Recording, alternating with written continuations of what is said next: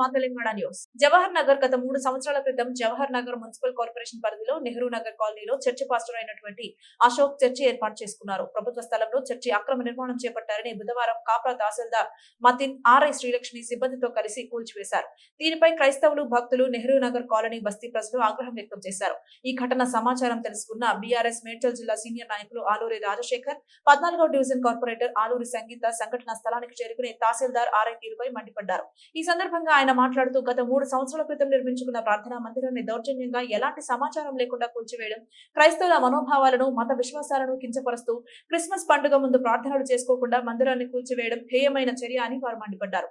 దీనిపైన వెంటనే తహసీల్దార్ క్రైస్తవులకు సమాధానం చెప్పాలని, వెంటనే కూల్చిన చోటే చర్చి పునర్నిర్మాణం చేపట్టాలని క్రైస్తవులు డిమాండ్ చేశారు.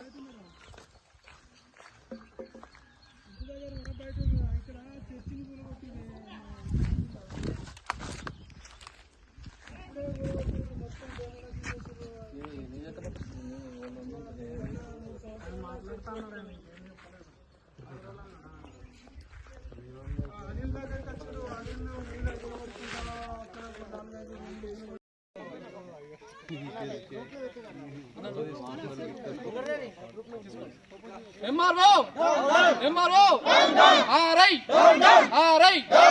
MRO RI MRO RI MRO RI we want justice, we want justice, we want justice.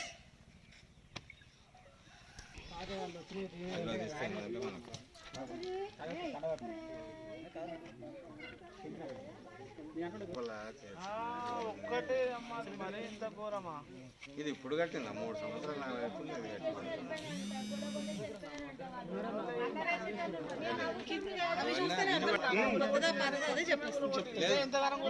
రూమ్లు కూడా పడిపోయింది.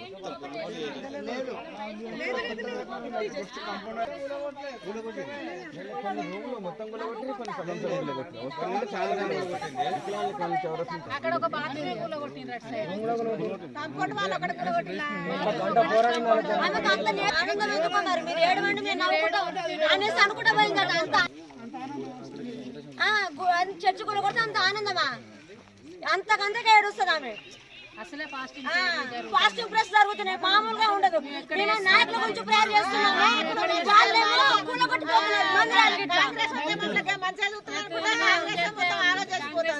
మన రేవంత్ రెడ్డి కూడా చర్చిలో మాట్లాడింది మరి ఆయన. చూస్తలేరు వాళ్ళు అసలే.